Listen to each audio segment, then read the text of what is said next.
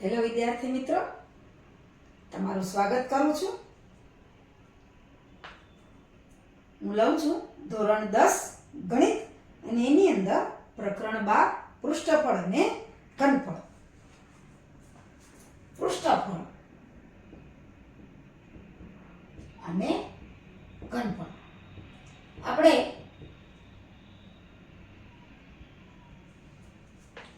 આના સ્વાધ્યાય 12.2 પહોંચ્યા છીએ અને એમાં દાખલા નંબર 6. છઠ્ઠો દાખલો તમારા પાઠ્યપુસ્તકની અંદર પાન નંબર 149 ઉપર આ છઠ્ઠા દાખલાની રકમ છે. સ્વાધ્યાય 12.2 ના છઠ્ઠા દાખલાની રકમ જોતા જાઓ. પાન નંબર 149 પર જો એક લોખંડના નળાકાર સ્વરૂપના નક્કર થાંભલાની ઊંચાઈ 220 સેન્ટીમીટર છે અને પાયાનો વ્યાસ 24 સેન્ટીમીટર છે. એની ઉપર 60 સેન્ટીમીટર ઊંચાઈ અને 8 સેન્ટીમીટર ત્રિજ્યાવાળા બીજા નળાકારને મૂકવામાં આવે છે. જુઓ, એકની ઉપર બીજો નળાકાર મૂકવામાં આવે છે. તો એ બે નળાકાર છે એનાથી બનતા થાંભલાનું દળ શોધો. દળનું માપ આપ્યું છે કે 1 સેન્ટીમીટર ઘન લોખંડનું દળ આશરે 8 ગ્રામ છે. આપણને કૌંસમાં આપ્યું છે પાઈ બરાબર 3.14 લ્યો. 22 સપ્તમાંશ લેવાના નથી. હવે જુઓ, બે નળાકાર થાંભલા આપ્યા છે, નક્કર નળાકાર થાંભલો છે. તો બેયની ત્રિજ્યા અને બેયની ઊંચાઈ છે એ અલગ અલગ છે. પહેલા આપણે લઈએ કે નીચેના નળાકાર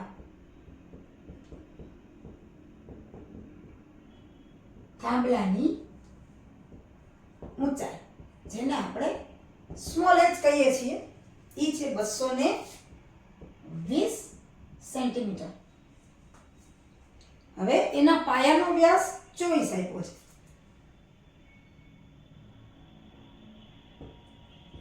તેના પાયાનો વ્યાસ આપ્યો છે 24 સેન્ટીમીટર. તો એની જે ત્રિજ્યા થશે એ 24 ભાગ્યા 2 એટલે કે 12 સેન્ટીમીટર થશે.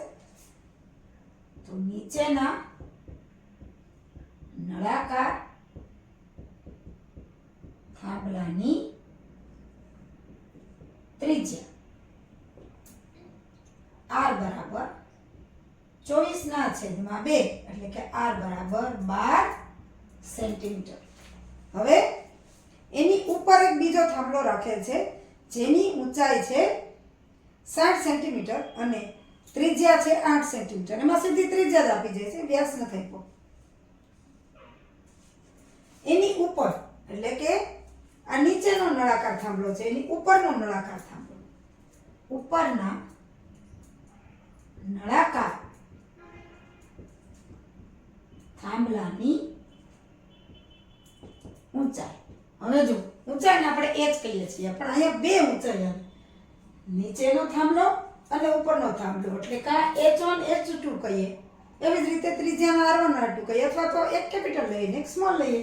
તો અહીંયા આપણે સ્મોલ લીધું છે. તો ઉપરના નળાકાર થાંભલાની ઊંચાઈ આપણે લઈએ કેપિટલ h. એ આપી છે આપણને 60 સેન્ટીમીટર. હવે એમાં તો સીધી ત્રિજ્યા જ આપી છે.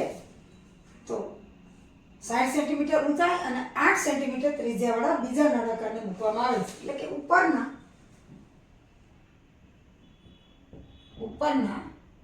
નળાકાર થાંભલાની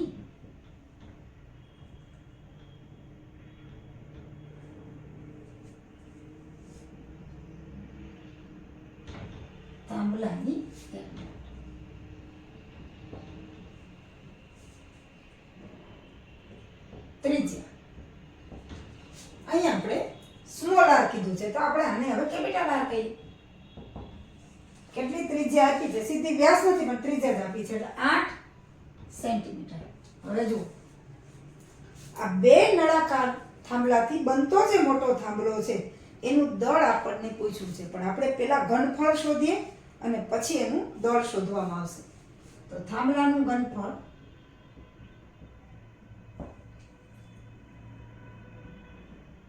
કેટલું થશે? તો કે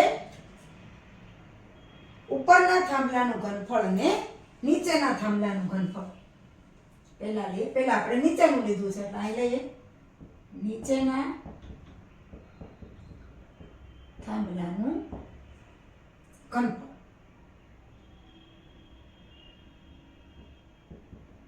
વત્તા ઉપરના થાંભલાનું ઘનફળ. અને બે નળાકાર જ છે એટલે કે થાંભલાનું ઘનફળ બરાબર. જુઓ, નીચેના થાંભલાનું ઘનફળ. નીચેનો જે નળાકાર થાંભલો છે એની ઊંચાઈ h છે અને ત્રિજ્યા સ્મોલ r છે. કેપિટલ અને સ્મોલ h અને સ્મોલ r છે એટલે આપણને ખબર છે નળાકાર નું ઘનફળ પાઈ r સ્ક્વેર h જ થાય એટલે કે પાઈ r સ્ક્વેર h વત્તા હવે ઉપરના થાંભલાનું ઘનફળ. ઉપરના થાંભલા માટે એની જે ઊંચાઈ છે એ આપણે કેપિટલ h માં લીધી છે અને એની ત્રિજ્યા છે કેપિટલ r લીધી છે એટલે સૂત્રાંત આવશે પણ r અને h કેપિટલ આવશે એટલે પાઈ r સ્ક્વેર h. હવે આમાંથી આપણે પાઈ સામાન્ય નીકળશે તો અહીંયા કૌંસમાં આવશે r સ્ક્વેર h અને વત્તા કેપિટલ R સ્ક્વેર h. એમાં આપણે કિંમતો મૂકી અને દાખલો કરીશું. જે સૂત્ર લખ્યું છે એમાં કિંમત મૂકીએ તો થાંભલાનું ઘનફળ બરાબર પાઈ એટલે કે આપણને કીધું છે કે 3.14 લ્યો. જો સૂચનામાં છે પાઈ બરાબર 3.14. હવે r સ્ક્વેર h પહેલા સ્મોલ r છે. સ્મોલ r છે એની ત્રિજ્યા છે 12 અને h છે 220 વત્તા કેપિટલ R એટલે કે 8 અને એની ઊંચાઈ છે 60 અને આપણે સાદુરૂપ આપવાનું છે 3.14. 12 ગુણ્યા 12 એટલે થશે 144 અને 220. 8 ગુણ્યા 8 એટલે 64 અને 60. હવે જો 3.14. હવે આપણે અહીંયા સાઈડમાં 144 ગુણ્યા 22 કરી લઈએ. 144 ગુણ્યા 22 પછી મીંડું મૂકી દેશું. હવે જુઓ 0 4 દુ 8 4 દુ 8 2 1 2. એવી જ રીતે અહીંયા 4 દુ 8 4 દુ 8 ને 2 1 2 8 8 દુ 16 નો 6 વધી આવી 1 8 ને 9 10 11 નો 1 વધી આવી 1 2 ને 1 3 અને આ 22 નું મીંડું છે અહીંયા મીંડું લાગશે એટલે 31 6 8 0 વત્તા 64 ગુણ્યા 6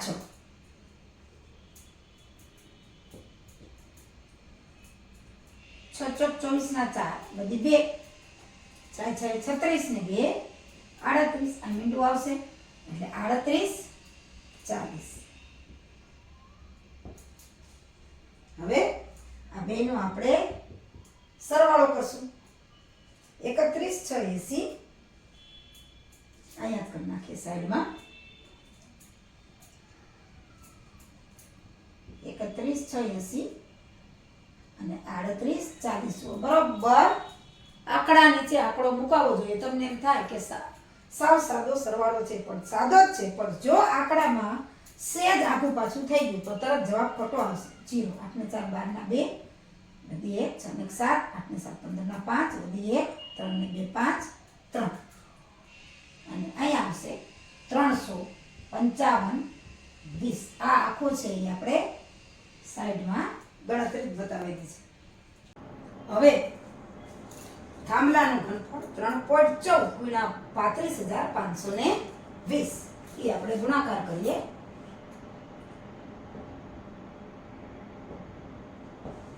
ઘનફળ બરાબર 3.14 ગુણ્યા 35,520. તો આ આપણે ગુણાકાર પેલા કરી લઈએ. 35,520 ગુણ્યા 314. પછી આપણે પોઈન્ટ મૂકી દઈશું. સાદો ગુણાકાર છે. પહેલા 3 થી લઈશું એટલે 2 માં પોઈન્ટ આવશે. 1 અને 4 નું 3 0 0 એટલે 0. 3 દુ 6, 3 પંચા 15 ના 5, વધી આવી 1, 3 પંચા 15 ને 1, 16 ના 6, વધી આવી 1, 3 3 ગુણ્યા 3 9, 9 ને 1 10. હવે આમાં ખાસ આંકડા નીચે આંકડો મુકાવવો જોઈએ. હવે 1 થી લઈએ તો 4 ની શૂન્ય આવશે. આ 1 ગુણ્યા 0 એટલે 0. પછી 2 1 2 5, 5 અને 3 1 3. જો અહીંયા બે જગ્યાએ 0 છે. આપણે 0 આગળ મૂકીએ એટલે ભૂલાય નહીં. 4 ગુણ્યા 0 એટલે 0. 4 દુ 8, 4 પંચા 20 ને 0, વધી આવી 2, 4 પંચા 20 ને 2, 22 ના 2, વધી આવી 2, 4 તેરી 12 ને 2 14. હવે જુઓ 0 8 2 6 ને 5 11, 12 13 ના 3, વધી આવી 1, 5 ને 1 6, 6 ને 5 11, 11 ને 4 15 ના 5, વધી 1, 6 ને 7, 7 ને 3 10, 10 ને 11 ના 1, વધી આવી 1. જુઓ અહીંયા 1 છે અને પછી આવશે આ 1. આંકડા નીચે જ આંકડો મુકાય તો ભૂલ પડે ને. બે આંકડા પછી પોઈન્ટ. એટલે અહીંયા આપણે પોઈન્ટ આવશે. અહીંયા પોઈન્ટ છે એટલે આનો શું જવાબ આવ્યો? 1 1 1 5 3 2 પોઈન્ટ 80 સેન્ટીમીટર ઘન. હવે જુઓ આપણને થાંભલાનું દળ કીધું છે. 1 સેન્ટીમીટર ઘન લોખંડનું દળ 8 ગ્રામ છે. આ સાઈડમાં છે પાછું. 1 સેન્ટીમીટર ઘન લોખંડનું દળ બરાબર 8 ગ્રામ. હવે જો થાંભલાનું દળ છે અહીંયા 8 ગ્રામ આપ્યું છે. આપણે ગ્રામને કિલોગ્રામમાં ફેરવવું છે. એટલે 1 કિલોગ્રામ બરાબર 1000 ગ્રામ. આપણને ખબર છે. એટલે કે 8 ગ્રામ એને આપણે જો કિલોગ્રામમાં ફેરવવા હોય તો 8 ના છેદમાં 1000 મૂકવા પડે. તો 8 ગ્રામ કિલોગ્રામમાં ફેરવવો હોય તો એક જ આંકડો છે. 3 આંકડા પછી 0 એટલે 0.008 કિલોગ્રામ. કારણ કે આપણે દળ છે એ કિલોગ્રામમાં લેવાનું છે. એટલે આ જે ઘનફળ છે એ ઘનફળ જે આવ્યું એને આપણે 0.08 થી ગુણશું ત્યારે આપણે લોખંડનું જે થાંભલો છે એનું દળ આપણને મળશે. આપણે જે થાંભલો લીધો એનું ઘનફળ કેટલું આવ્યું? તો કે થાંભલાનું ઘનફળ બરાબર 1 1 1 5 3 2.80 આટલું સેન્ટીમીટર ઘન. હવે આપણે થાંભલાનું દળ લેવાનું છે. આ તો એનું ઘનફળ છે. દળ છે 1 સેન્ટીમીટર ઘનના 8 ગ્રામ છે. તો થાંભલાનું દળ તો ગ્રામ કરતા કિલોગ્રામમાં, બહુ મોટો થાંભલો એટલે કિલોગ્રામમાં જ આવે. તો 8 ગ્રામને આપણે કિલોગ્રામમાં ફેરવું તો થાંભલાનું દળ 1 સેન્ટીમીટર ઘન બરાબર 0.008 કિલોગ્રામ. આપણે ગ્રામને કિલોગ્રામમાં ફેરવું એટલે 8 ના છેદમાં 1000 લીધા તો 0.008 આવ્યું. હવે આપણે થાંભલાનું દળ લેવાનું છે. તો થાંભલાનું દળ બરાબર જે ઘનફળ છે એને આપણે આ દળ વડે ગુણી નાખીએ. એટલે 1 1 1 5 3 2.80 ગુણ્યા 0.008 આ છે ઈ થાંભલાનું દળ આવે. આપણે અહીંયા ગુણાકાર કરીએ.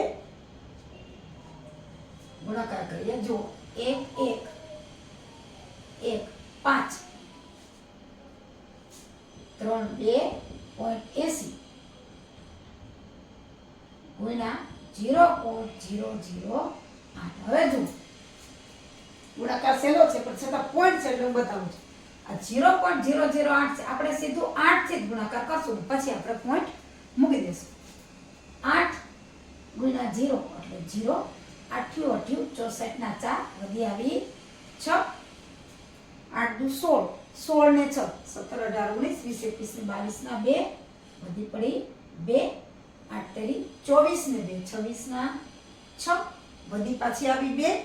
8 પંચા 40 ને 2 42 ના 2 વધી આવી 4. 8 એકુ 8 ને 4 12 નો બગડો વધી આવી આ 1. 8 એકુ 8 ને 1 9 અને 8 એકુ 8. હવે જો આ 1 2 3 4 ને 5 આંકડા પછી આપણે પોઈન્ટ મૂકવાનું છે. ખાસ ધ્યાન રાખજો. આ બેયના પોઈન્ટ ગણો. 1 2 3 4 5 અને 1 2 3 4 અને 5. એટલે થાંભલાનું દળ